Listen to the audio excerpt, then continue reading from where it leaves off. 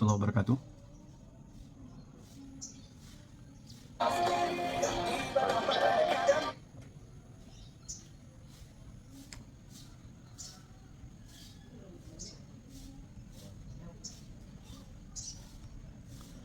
Bismillahirrahmanirrahim.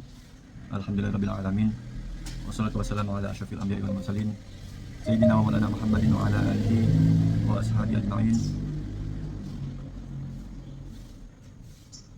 Yang kita hormati bersama Ibu Anis Suadah Z yang juga menjadi pemangku mata kuliah pendidikan Pancasila, dan yang kita cintai para mahasiswa dari mata kuliah pendidikan Pancasila pertemuan ke-13 hari ini, yakni dari kelas PBA ada 4A, 4B, dan 4C, dan juga kelas matematika dari FSD kelas 2A, 2B, dan 2C, serta dari kelas SI Sistem Informasi kelas A, kelas B, kelas C, kelas D, kelas E, dan kelas F.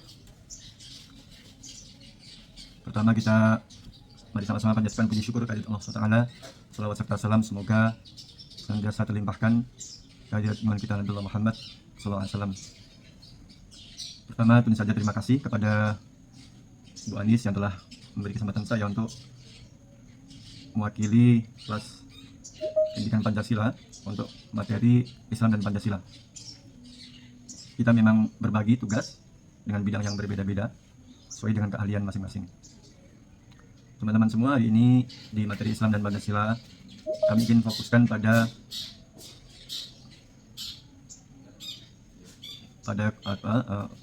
tema penanggulangan terorisme dan di Indonesia, dan bagaimana kita mahasiswa dan juga masyarakat Indonesia memahami dan juga semoga bisa turut mencegah berkembangnya terorisme dan radikalisme di Indonesia.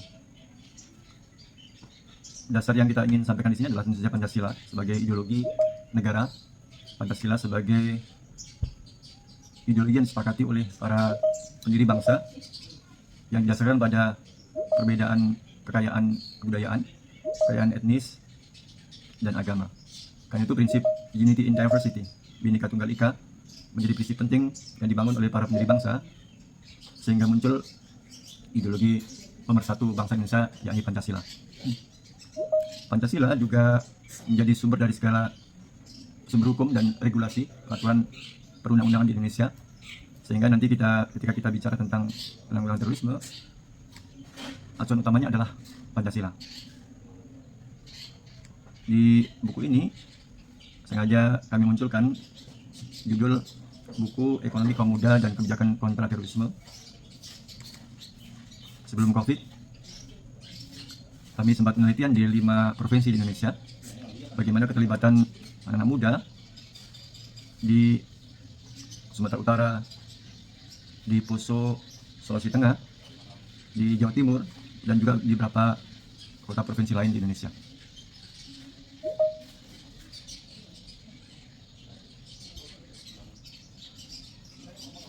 Nah, sebelum masuk ke pemahaman kita atas terorisme dan kontra terorisme, kita juga perlu pahami tentang situasi geopolitik dunia dan posisi Indonesia bagaimana. Indonesia sebagai negara demokratik terbesar ketiga di dunia setelah India, Amerika, dan Indonesia. Indonesia juga negara muslim terbesar dunia, dan ini menjadi fondasi penting bagaimana kita sebagai negara demokratis yang mapan dan stabil, serta kita sebagai anggota G20, artinya kita adalah 20 ekonomi paling maju di dunia. Fondasi ini menjadi fondasi penting bagi kepercayaan diri kita untuk terlibat dalam kerjasama internasional serta membangun bersama norma-norma global dalam event-event multilateral. Multilateral di sini adalah pertemuan seperti Perserikatan Bangsa-Bangsa, ASEAN, dan juga pertemuan atau organisasi internasional lain, di mana kita memiliki posisi sangat tinggi, sangat dihormati sebagai middle power global yang memiliki makna penting dalam penyelesaian kekerasan, konflik, serta perang di dunia, termasuk dalam konteks ini adalah penanggulangan terorisme. Beberapa konsep yang perlu kita pahami untuk masuk ke pemahaman kita atas terorisme adalah Religion, International Relations and Security, di mana dalam kajian terbaru di bidang hubungan internasional dan keamanan, agama menjadi unsur penting di sini.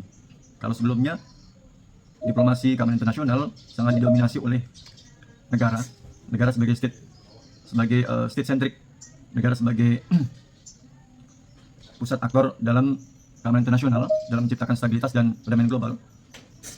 Tetapi sejak tahun 2000-an disepakati bersama oleh para ahli keamanan internasional dan juga hubungan internasional bahwa agama memiliki makna sangat penting yang turut membantu menentukan prinsip-prinsip keamanan internasional dan juga penanggulangan keamanan internasional, termasuk di sini dalam konteksnya adalah penanggulangan terorisme. Karena itu dalam memahami terorisme dan juga mencegah terjadinya terorisme, agama memiliki makna penting, tidak hanya Islam di sini teman-teman ya, tapi juga agama-agama lain. Dan disepakati dari para tokoh agama bahwa aksi terorisme tidak ada hubungan dengan agama. Terorisme murni kejahatan dari manusia atau sekelompok manusia untuk kepentingan mereka saja gitu. Dan tidak ada hubungan dengan agama. Kalaupun ada nama-nama yang terhubung dengan Islam misalnya, itu tidak ada hubungan dengan Islam sebenarnya. Dan non-state actors seperti Nahdlatul Ulama, Muhammadiyah, dan juga ormas-ormas yang lain termasuk NGO, civil society, diakui oleh para ahli hubungan internasional memiliki pengaruh besar saat ini yang setara dengan negara, baik dalam diplomasi maupun dalam menjaga keamanan internasional.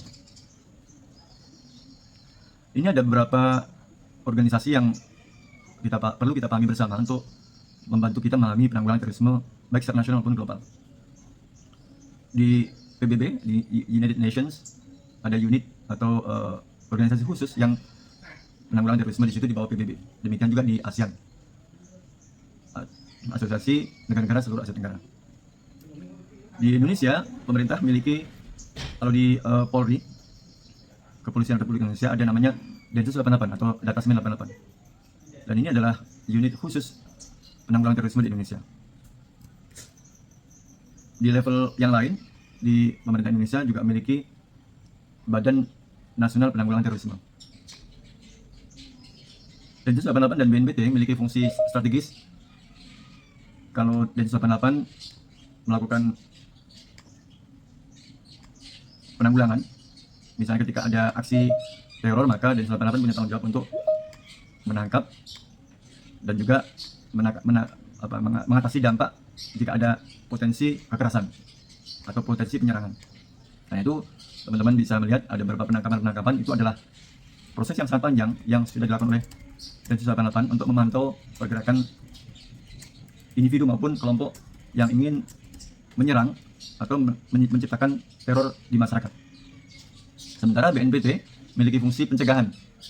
Ada program-program di BNPT termasuk deradikalisasi bersama Densus 88 dan juga bersama Bapas ya, di imigrasi mencoba melakukan, dan juga di Kementerian Sosial mencoba melakukan pendekatan kemanusiaan, humanitarian approach untuk penanggulangan terorisme, termasuk memproses pencegahan dan juga rehabilitasi bagi orang-orang yang sudah terpapar terorisme. Selain itu, perlu kita pahami juga tentang tadi yang saya sebut non-state actors, di antaranya adalah NU, Muhammadiyah, Wahid Institute, Habibie Center, dan banyak lembaga-lembaga LSM lain yang memiliki fungsi penting dalam penanggulangan terorisme bersama pemerintah. Ini masih ada 2 atau 3 slide lagi teman-teman ya. Setelah itu nanti kita akan diskusi, dan insya Allah akan kuliah kita hari ini selesai sebelum jam 9. Saya berharap kelas PBA, Matematika dan juga SI bersiap-siap untuk bertanya ya teman-teman. Oke, apa yang terjadi dengan aksi terorisme dan pencegahan apa yang bisa kita lakukan dalam mencegah terjadinya terorisme di Indonesia maupun secara global? Di 11 September tahun 2001 terjadi penyerangan World Trade Center di New York yang dilakukan oleh orang-orang yang terafiliasi dengan Al-Qaeda. Sekali lagi saya sampaikan di sini ada nama-nama Islam yang muncul di sini. Ini tidak ada hubungan dengan Islam sebagai agama. Ini dilakukan oleh orang-orang yang mengatasnamakan Islam dengan melakukan penyerangan. Jadi sekali lagi teman-teman perlu melihat peristiwa ini lebih jernih dari apa yang terjadi. Tentu saja dalam peristiwa September 11 ini ada juga perdebatan di sini, termasuk banyak yang menganalisis dari sisi intelijen ini adalah dilakukan sebagai bagian dari proses intelijen yang dilakukan oleh orang-orang di luar Al-Qaeda. Tetapi faktanya adalah ada sekelompok masyarakat yang menyiapkan diri begitu panjang dan mereka terafiliasi dengan organisasi teroris namanya Al-Qaeda. Kemudian di bulan Oktober 2002 ada bom Bali, teman-teman mungkin pernah baca tentang itu, dengan korban hampir 200 orang di Bali. Siapa yang melakukan? Organisasi yang terafiliasi dengan Jamaah Islamiyah atau JI, dan ini memiliki jaringan dengan Al-Qaeda. Ini adalah organisasi terus terbesar di Asia Tenggara, dan mayoritas tokoh-tokoh utamanya adalah tokoh-tokoh dari Indonesia. JI atau Jamaah Islamiyah didirikan tahun 93 di Malaysia oleh tokoh-tokoh dari Indonesia dan juga dari Asia Tenggara. Mereka adalah orang-orang yang pernah punya pengalaman berperang di Afghanistan sebelumnya, antara tahun 80-an hingga 90-an, dan mereka sepakat mendirikan organisasi JI yang melanjutkan misi mereka melawan kelompok atau masyarakat atau negara yang mereka anggap melawan kepentingan Islam. Karena itu di antara alasan mereka melakukan pengeboman di Bali adalah menyerang kepentingan Amerika dan aliansi Amerika, yaitu Australia. Ini alasan mereka, teman-teman. Tentu saja banyak pendapat, respon, dan juga pandangan yang kuat dari tokoh-tokoh Muslim di Indonesia dan juga agama-agama lain selain pemerintah bahwa Jamaah Islamiyah merupakan kelanjutan dari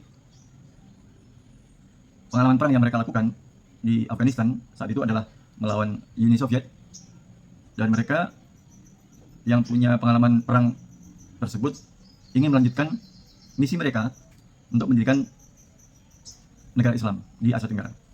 Dan itu jaringan mereka tidak hanya di Indonesia, tapi juga di Filipina, di Malaysia, di Singapura, di Thailand, dan beberapa negara Asia Tenggara yang lain. Dan JI terhubung dengan jaringan Al-Qaeda di seluruh dunia, termasuk dalam konteks konflik di Suriah di tahun 2015-2014. JI juga mengirim orang-orangnya untuk turut terlibat perang di Suriah. Nah, sejarahnya JI didirikan oleh tokoh-tokoh yang sebelumnya terlibat dalam Gerakan Darul Islam atau DI, yang dulu pernah terlibat dalam upaya pendirian negara Islam di Indonesia tahun 50-an, dan juga terlibat dalam beberapa serangan aksi terorisme. Kelompok kedua di Indonesia atau di Asia Tenggara adalah ISIS, kita sebutnya gitu ya, atau negara Islam. Kapan berdiri ISIS sebenarnya? ISIS sejak ada deklarasi pendirian Khalifah ISIS di Irak dan Suriah di tahun 2014. Beberapa organisasi yang dulunya terlibat dalam organisasi bersama Jamaah Islamiyah atau jaringan ekstremis di Indonesia, mereka berafiliasi dengan ISIS di Irak dan di Suriah. Dan nama yang ada di Indonesia adalah Jamaah Ansar Daulah diantaranya ya.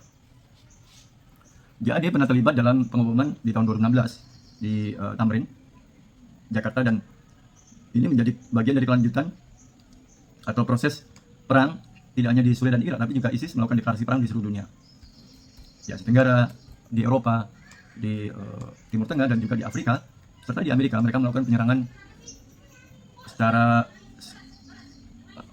tidak begitu masif sebenarnya, tapi mereka melakukan penyerangan yang mereka sebutnya adalah lone wolf atau terputus. Tetapi di Afrika afiliasi ISIS dan juga afiliasi Al-Qaeda, mereka memiliki kekuatan yang lebih kuat ya, dengan jaringan dan kekuatan militer yang mereka miliki. Nah, saat ini teman-teman, terutama teman-teman dari PBA dan juga dari FST, perlu memahami ini dalam konteks bahwa terorisme juga sudah terlibat dan adaptasi dengan teknologi dan juga dengan AI. Ada namanya True Crime Community, di mana temuan dari Densus 88 juga dari BNPT, anak SMA 7 juga yang melakukan belajar dari komunitas True Crime Community, membuat perakitan bom dan membawa bom tersebut pada saat sholat Jumat di SMA 72 dan meledakkan diri setelah atau pada akhir sholat Jumat. Bagaimana bisa terjadi? Anak SMA ini belajar dari komunitas cyber, dari komunitas media sosial, dan hingga kini masih banyak komunitas ini yang menyasar anak-anak muda, baik pelajar maupun mahasiswa. Untuk apa? Untuk melakukan kejahatan. Dan ini yang perlu kita waspadai, teman-teman. Perlu menjadi aktor untuk mencegah ini. Teman-teman perlu terlibat aktif dalam mencegah. Jika ada teman sekitar kita yang potensi ke sana, perlu didekati dan perlu diajak komunikasi. Dan seringkali rekrutmen secara digital, mereka betul-betul terpisah dari komunitas, dari keluarga, dari masyarakat, dari orang tua. Dan ini salah satu dari tantangannya, bahwa komunitas terorisme mereka melakukan apa saja untuk melibatkan lebih banyak orang dan secara terhubung langsung maupun secara terputus melakukan aksi kejahatan, aksi kekerasan untuk kepentingan mereka. Apa yang dilakukan anak SMA 72 ini disebut istilah dalam kajian terorisme adalah lone wolf.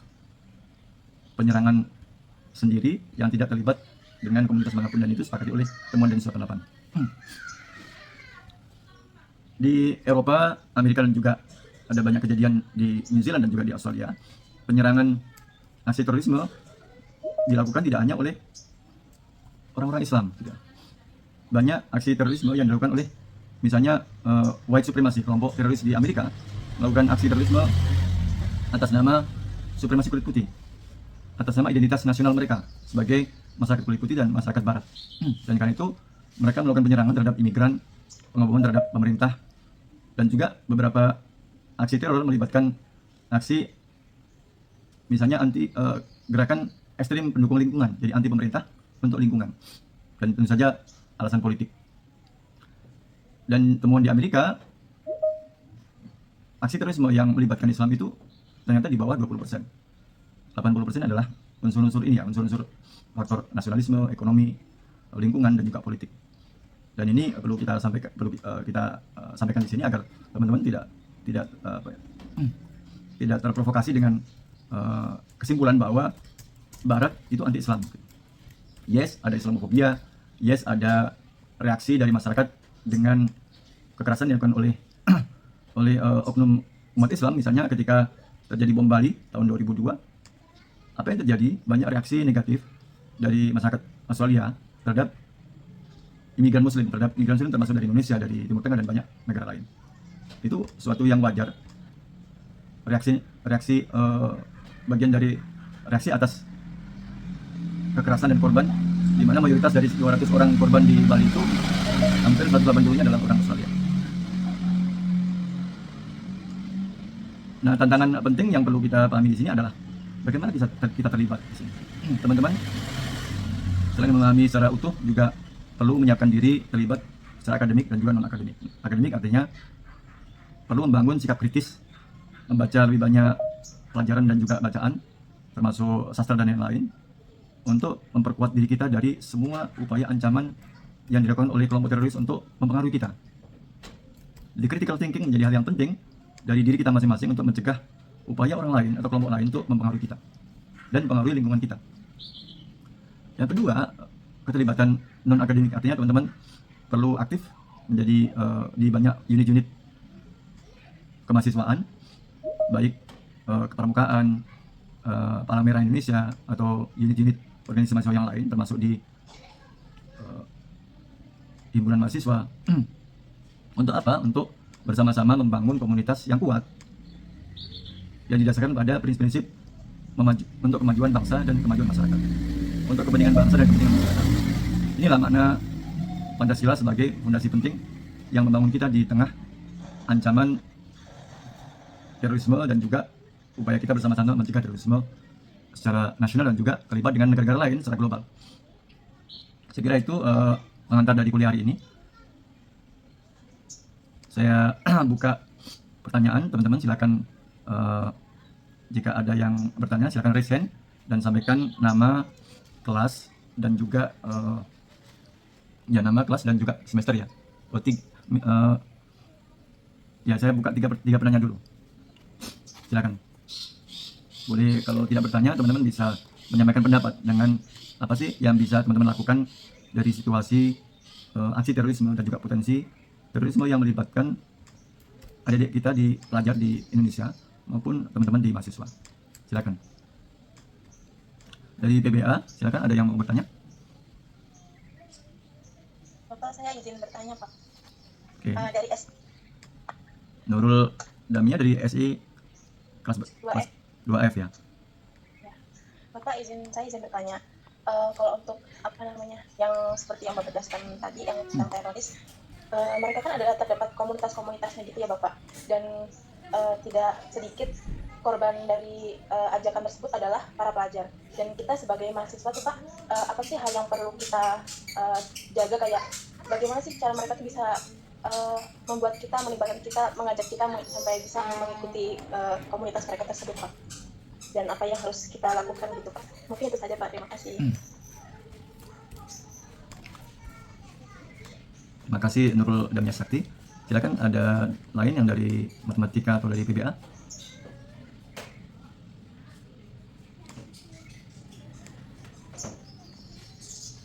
Oke, Nasofi Aufa Hilmi, silakan. Dari kelas apa? Baik Bapak, terima kasih atas kesempatannya. Saya Nasofi Aufa Hilmi dari kelas 4C Pendidikan Bahasa Arab. Saya ingin menanyakan terkait terorisme yang banyaknya terjadi melalui jaringan-jaringan Timur Tengah sebenarnya Pak. Contohnya seperti tragedi bom yang terjadi di Sarinah. Setelah saya mencari tahu, tragedi bom yang terjadi di Sarinah terkoneksi dengan jaringan Al-Qaeda dan terorganisasi juga dengan organisasi-organisasi ISIS seperti itu.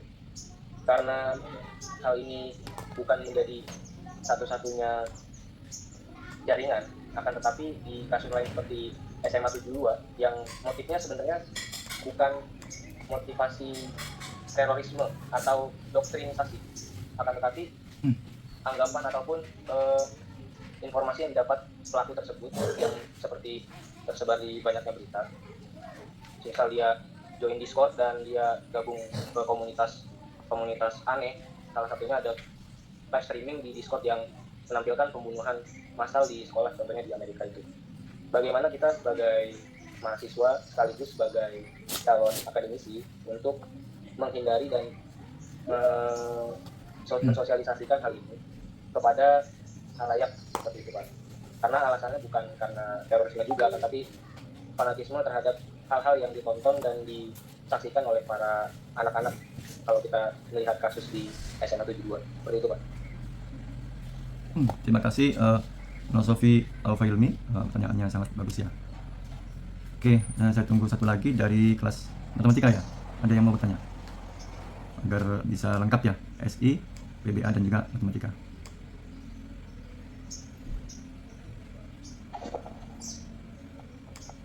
Ada dari matematika? Kalau tidak ada dari kelas lain boleh, silakan dari SI atau dari PBA.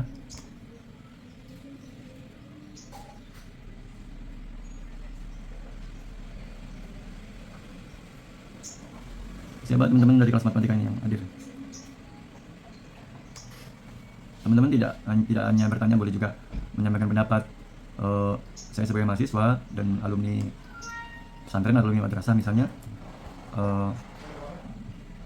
bagaimana caranya agar ingin aktif terlibat dalam penanggulangan pencegahan terorisme misalnya, itu juga bisa. Nah, oke, sambil menunggu penanya ketiga, saya ingin menjawab dulu ya teman-teman ya. Pertanyaan dari Nurul Damia Sakti dari kelas 2F SI. Pertanyaannya sangat menarik ya. Bagaimana kita menyiapkan diri dari, ini juga tadi ditanyakan oleh Nasofi ya, menyiapkan diri sebagai mahasiswa dari upaya yang dilakukan oleh kelompok teroris untuk melakukan rekrutmen dan juga pengaruh ke kita, ke mahasiswa, dan juga barangkali ada di sekitar kita, pelajar atau masyarakat sekitar kita, anak muda gitu. Mereka memang tujuan utamanya kan ingin melakukan kekerasan gitu, ingin melakukan penyerangan, pemboman dan kekerasan dengan alasan misalnya solidaritas global atas misalnya yang dilakukan oleh masyarakat, oleh sekelompok orang ketika menyerang di bom Bali adalah solidaritas terhadap masyarakat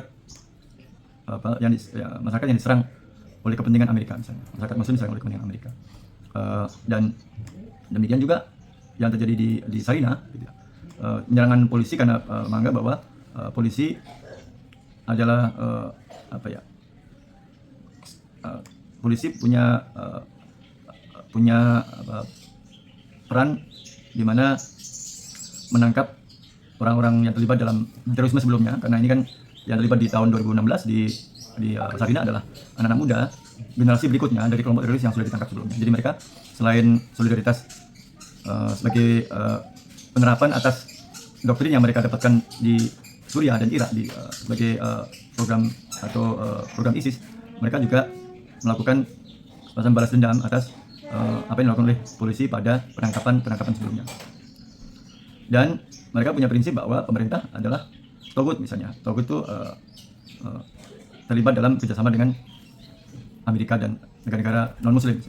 Nah, prinsip ini akan selalu dilakukan terhadap orang-orang, individu maupun masyarakat yang rentan. Disebut rentan ini adalah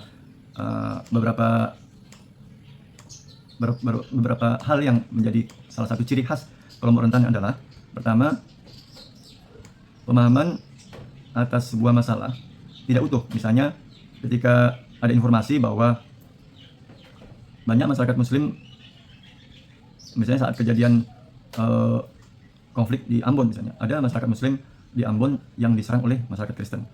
Karena itu reaksi pada upaya rekrutmen adalah kita harus menyerang orang-orang Kristen, misalnya gitu. Kita harus menyerang orang-orang yang tidak melindungi Islam gitu. Termasuk di sini adalah tidak hanya terjadi penyerangan gereja saat itu ya di tahun 2000-an sebagai reaksi atas kejadian di Maluku misalnya gitu. Tapi juga penyerangan ke polisi karena polisi dianggap tidak melindungi Islam secara menyeluruh. Nah, brainstorming, jadi mereka melakukan semacam brainwashing, upaya pencucian otak terhadap kita melalui, misalnya ketika teman-teman sudah direkrut di sini, teman-teman akan diajak untuk nonton konflik-konflik perang dan kekerasan di mana banyak korban Muslim. Jadi kelompok ini membangkitkan kita untuk menguatkan solidaritas sesama Muslim. Jadi seolah-olah bahwa penyerangan kekerasan yang dilakukan oleh orang-orang ini untuk kepentingan umat Islam gitu. Atau balas dendam atas kejadian di Palestina misalnya. Dan itu selalu mereka lakukan itu. Jadi memutar film-film, tadi juga Nasofi menyebut tentang anak SMA 72 ini nonton live streaming kekerasan yang dilakukan di Amerika. Yang kedua, kelompok rentan yang lain adalah pemahaman keagamaan. Teman-teman perlu belajar agama lebih dalam lagi, tapi juga perlu hati-hati kepada siapa kita belajar. Banyak pesantren-pesantren majelis taklim yang bagus di sekitar kita yang sudah sudah dijamin yakin sebagai majelis taklim atau pesantren yang memang mendukung persatuan dan kesatuan nasional, mendukung terciptanya masyarakat Muslim yang maju dan juga mendukung perdamaian. Misalnya ciri khasnya adalah pesantren atau madrasah yang mendukung prinsip rahmatan lil alamin, pesantren yang mendukung prinsip Islam moderat, Islam wasatiyah dan lain-lain. Biasanya afiliasi ke NU dan ke Muhammadiyah memiliki prinsip tersebut ya, teman-teman. Jadi pendalaman keagamaan ini bisa mencegah kita atas upaya brainwashing tersebut ya. Mereka melakukan memanipulasi dalil-dalil Al-Quran dan Hadis yang diambil dan diartikan untuk kepentingan mereka dengan menyerang pemerintah maupun menyerang masyarakat yang dianggap menentang atau menghambat kepentingan mereka. Misalnya dalam Al-Quran, Bismillahirrahmanirrahim, wa'iddu mastata'tum min quwwati wa min ribatil khair turhibuna bihi aduwallahi wa aduwakum.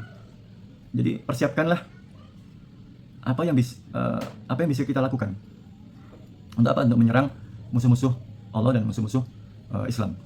Nah, prinsip ayat ini digunakan untuk diartikan bahwa musuh Islam adalah pemerintah misalnya. Nah, itu ya, diartikan seperti itu. Musuh Islam adalah gereja dan lain-lain. Karena ada peristiwa di Ambon dan di Poso saat itu ya. Nah, brainwashing ini terus-menerus dilakukan oleh mereka.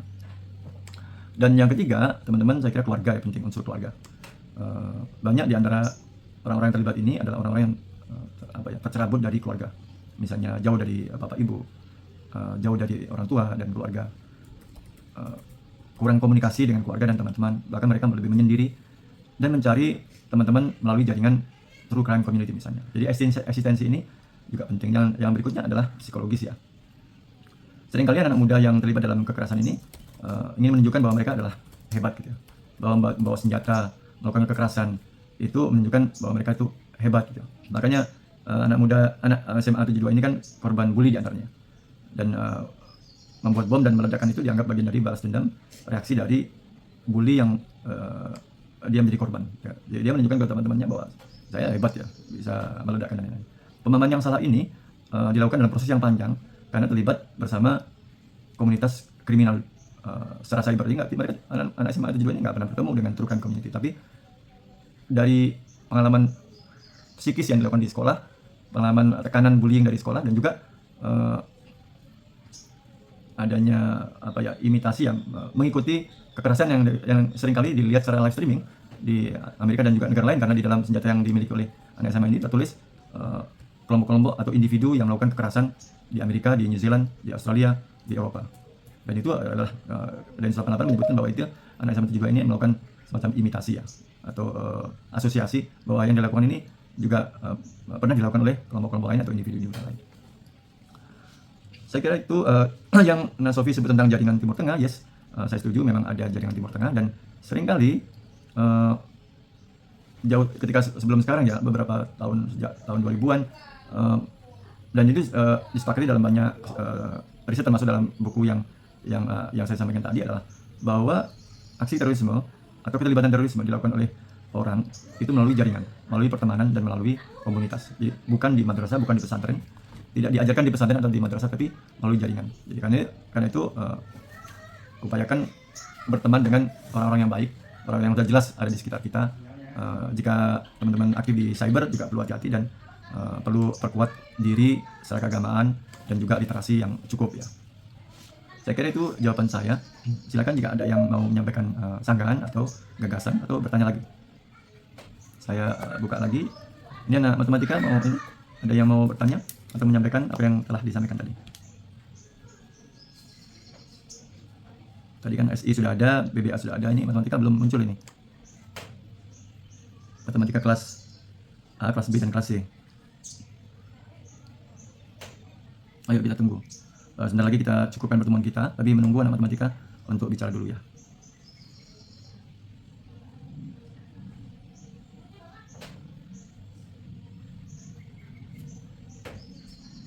Siapa di antara teman-teman dari matematika ini?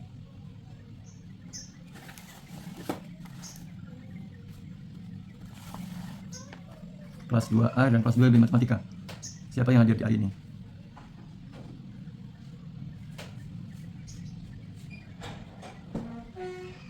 Dari 202 orang masa nggak ada yang ini? Ayla Nabila dari matematika nggak?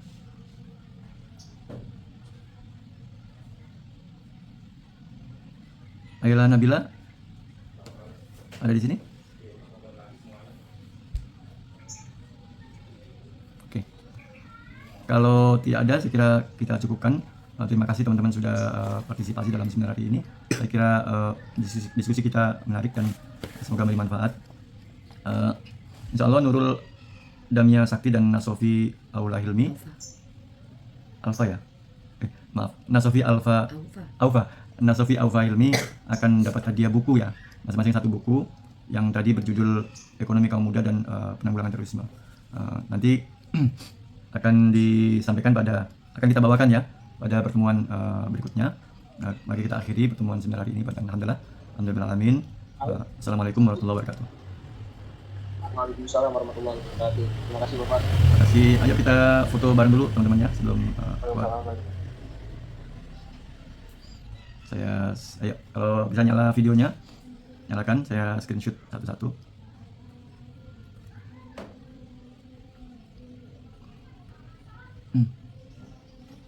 Kita tunggu 1 menit dulu ya, kita foto dulu ya.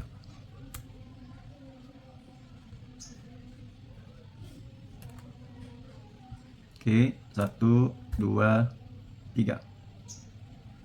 Slide berikutnya.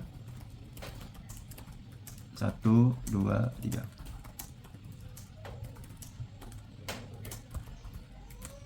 slide berikutnya.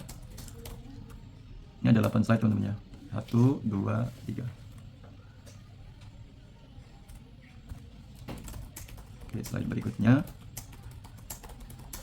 1, 2, 3. Oke, masih 3 slide lagi.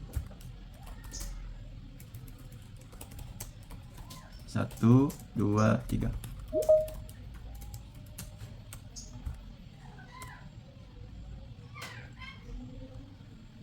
Slide berikutnya.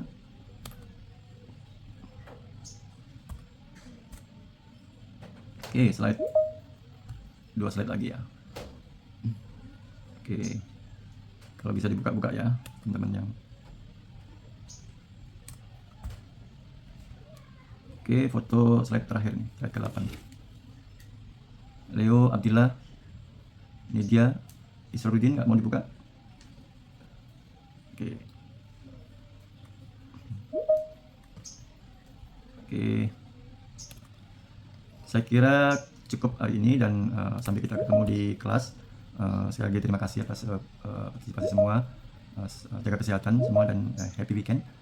Semoga Allah selalu melindungi teman-teman semua dan sehat selalu. Salam dari Bu Anis dan saya untuk keluarga teman-teman semua. Assalamualaikum warahmatullahi wabarakatuh.